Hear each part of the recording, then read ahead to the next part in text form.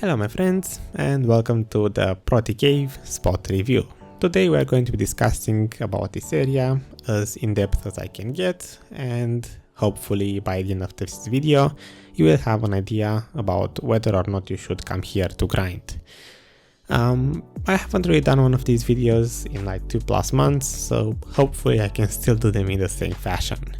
Let's begin as I used to with my gear and what character I use to grind here. So the main bulk of the test was done on my wizard with one single session grinded on my Valkyrie, because throughout this series I tried to keep level 61 as the baseline for my experience tests, and my wizard these days is level 62, so I had to use the Valk to get the experience rates. Besides that, my wizard's gear is 261 AP with a maneuver. On the map, this area recommends you to have 170 AP, which I don't believe whatsoever, because when I came here on my Valkyrie with I believe 197 AP, I still had a very hard time killing anything. So the AP requirement in my opinion should be at the very least 200+. Monsters not being in any way one-shottable. The only time when I was actually able to one-shot them was after the wizard got the PvE buff and with 261 AP. So don't really expect to be able to one-shot the monsters with other classes. Maybe since some classes have faster casting skills, you might be able to get by not one-shotting the packs. But yeah, they die pretty slowly. Besides that, I guess gear is out of the way. Let's get into the rotation part. So for the rotation in this area, I only found one usable rotation at the very bottom of the cave. I will most likely start showing it on the screen right now. From the entrance of the cave, you basically have to go as down as you can get into at the bottom of the cave. There is this big room, which in my opinion has almost enough monsters. If I grind at full speed on my wizard without paying attention to Netflix in the background to get distracted, and I do push myself to grind as fast as possible, I often don't get all of the monsters respawned in time. So in my opinion, this bottom cave area is barely making it to be considered a proper rotation for people who actually have the AP to one-shot the packs. I was still not using one skill per pack, since most of them are pretty divided. The monsters are not close enough to say I use one AoE and then I move to the next one. So more often than not, I would use maybe 2 skills or at times 3 per pack, and even so I didn't count the time it takes me to do the rotation from start to end. But this is the only usable rotation you would want to grind in. The area seems to be pretty unpopulated. Through my entire 10 hours spent here, I rarely encountered anyone, and usually I would switch servers once and the rotation would be empty again. So from what I noticed, people come here just to check out the spot for maybe half an hour or so and then they leave. And there is a pretty good reason for that. The area is not exactly that good. That being said, let's get into the data. So let's begin with the experience rates. I guess that would go first. For experience, as I said, I had one single session that I grinded on my Valkyrie. You can see it on the Excel spreadsheet, session number 8, which is only 22 minutes long, and I marked it in red because you can easily notice from the average trash per hour and monsters per hour values that it was significantly below my wizard's clearing speed. Monsters per hour about 1377, as opposed to my wizard, which can get almost 3000 monsters per hour on average, and trash per hour was 1863, so almost 2000 trash per hour, while my wizard can get 4000. That's why I said this area, even if you have 200 AP and level 61 like my Valk is, I would say it's probably not enough to grind here. I had a very hard time to actually kill anything on my Valk, and as soon as I was able to fill 2 Martni stones to be able to turn those in to see the experience rates from Martni stones, I just simply left, and moved my armor back to my wizard and continued the test on my wizard. Initially I had plans to test this area either on my Valk or on my Mistake. Yes, I made one just for grinding purposes, and be able to actually level them up from 60 to 61 for example, but this area doesn't seem to be meant for that. If you thought that Protty cave is meant to be an area similar to Gahaz Bandits or Fogans, it's not. For experience rates, after converting the Valk clearing speed to my wizard clearing speed, so I saw the experience rates, I placed the experience buffs that my Valk had in Excel, and then just converted the experience rate that my Valk got at her clearing speed of 1.3 thousand monsters per hour. I scaled that one up to the average monsters per hour that my wizard got, which is almost 3000 per hour. And that resulted at my base established 100% experience rate that I would get about 0.079% per hour from monsters experience, and 0 skill points level up and 88% skill experience per hour, which is pretty disappointing. At least the skill experience is pretty disappointing because it's almost half of what I can actually make at Gahaz Bandits. The Marnistone experience 0.323% per hour. Again, this is all at my wizard's clearing speed, and in total that would bring this place to 0.4% per hour at the base 100% rate.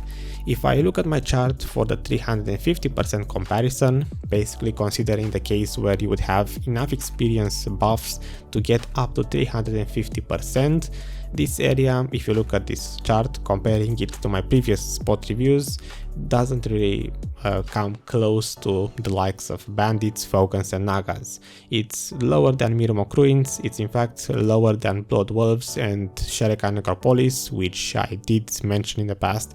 Those were not exactly good for grinding purposes. So experience wise, I would not recommend this place for anyone, even if you are level 61 with somewhat let's say 250 AP or whatever. I would still not recommend it because it doesn't seem to be that good. I'm actually currently waiting for the Fadus habitat to get its Marnistones, and once those are out and I get to test that, maybe I will be able to recommend Fadus instead of this place. Kind of sad because I was hoping the new underwater areas would be better than the failures we already have in terms of grinding spots. Moving on, I guess that's that. I mentioned Marnistones, I mentioned everything. That means we get into the money per hour rates. For money per hour, I have a total of 607 minutes grinded, so 10 hours and 7 minutes grinded total, without any downtime. I didn't include downtime because again, it's just consistency. I never used downtime for any of the previous spot reviews, so I'm not going to start now. But the downtime is, I guess, okay if you don't want to include the travel time it takes you from Velia all the way to the spot, which might be 10 minutes with the boat. I don't know, never really counted it. If you exclude the boat trip, the downtime is actually pretty low. I was able to grind about 45 minutes until I got overweight on my wizard, until I switched to my grinding gear. I recently made, or let's say adjusted, my life skill gear from my ranger to use it in grinding. I have a full set of duo Hercules armor with a lot of weight crystals, just for the sake of having a lot of weight limit for areas like Bandits or Fogans, where I don't necessarily need the high DP to survive. So using my grinding weight limit gear, I was able to grind here for a little over an hour before I got overweight. The NPC at the top of the cave will allow you to actually pick up quests, which I did quite a lot for this area. If you look on the chart, you will see the Prognil bar, or however you pronounce that one. I got to turn those in, as in the quests. You get those only from the quest turn-ins, the dailies. I got them on almost every single session, basically with the exception of 3 sessions.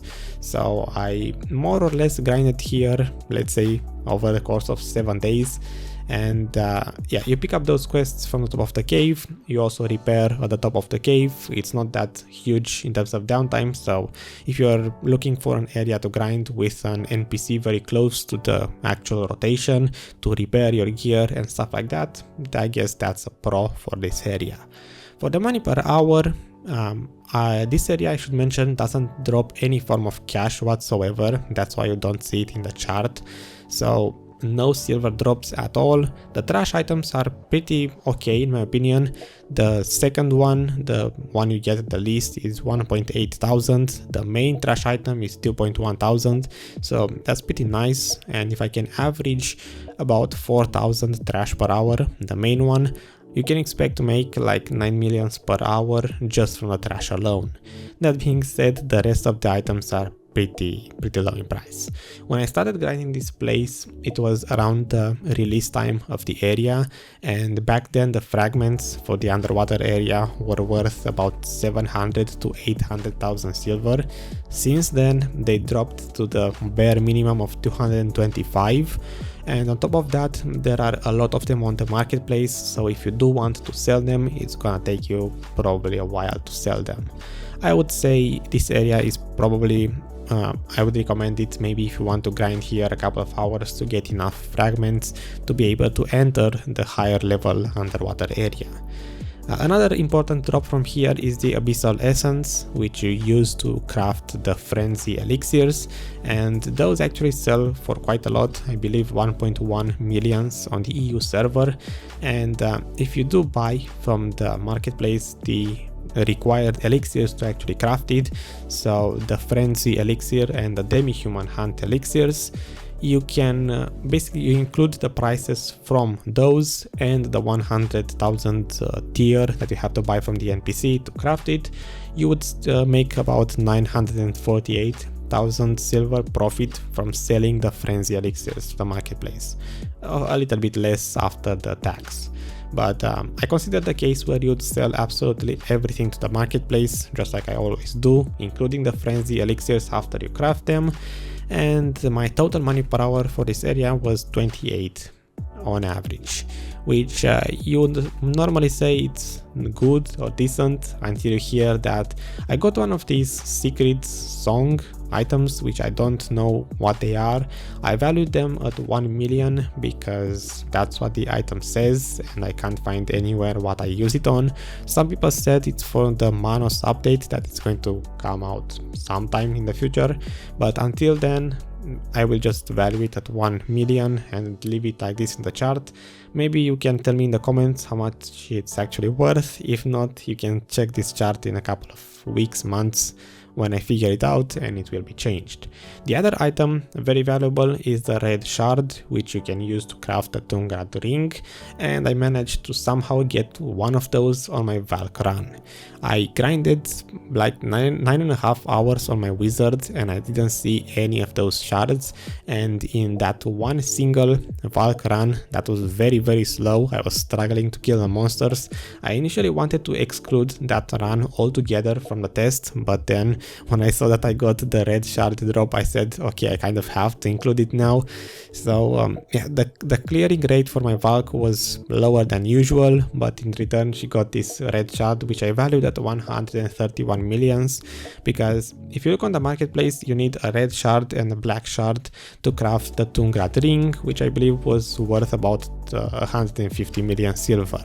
The black shards are around 20-ish millions on the EU market, and they are always there. You can buy them whenever you want, and the red shards are always sold out. So instead of valuing the red shard at 80 something millions like it's supposed to be, I valued it at, as being the difference. You look at the Tungrad ring and you extract the price of the black shard, and that would be the real value of the red shard in my opinion, because you can easily buy black shards on the marketplace. So on my chart it says 131 millions, that is on the EU server, and with that you make 28 millions per hour. If I change the red shard value to 0, as if I would never have gotten it, then the money per hour turns into 17 millions per hour. Basically what I got at Blood Wolves all the way back before it got buffed to drop those, what were they named? The better version of the Crescent ring, the Eye of the Ruins ring. So I would say money per hour pretty bad if you don't get a red shard, which most likely you will not. It's just RNG, and it doesn't seem to have a very high drop rate. You're going to see probably 17 to 18 millions per hour profit. If the fragments for the deep sea to make that key go up in price, then the area will become better. I hope the developers buff this spot because it looks pretty nice in my opinion, as in the environment looks pretty nice. It's sad that it only has one usable rotation, so that's a downside I suppose, but yeah. Conclusion for this video, let's say experience wise bad, money wise kind of terrible, convenience I guess it's decent. I will make the ranking at the end of the video like I used to usually, but right now off the top of my head I don't know what I'm going to give it. I would say money wise it's probably a B- around there. You know, it's kind of bad. I will look at what I gave Blood Wolves back in the days and just use that. Experience wise it's a little bit under Blood Wolves, so again I will use those values. Convenience is pretty decent, maybe B+, A, something like that. The only downside in terms of convenience for this spot is that you need to, you know, travel with a boat from Velia all the way to the spot. But then again, that's the same case if you live in Hydael. For any Valencia spot, you need to use a horse to get there. So convenience wise, it's actually a pretty decent spot. There's no real inconvenience. And yeah, thanks for watching. That's it. I'm gonna end it here. I will see you with the next one. The next area that I tested, or I'm not gonna mention what I already tested because that would be a spoiler. The next area that I want to test is one of those underwater areas, so I will probably start with the 230 AP one because I feel like my gear is best suited for that one. So stay happy, have a good rest of your day, and I do sincerely hope that the game stops lagging because I would appreciate being able to grind without fearing for my crystals. Goodbye!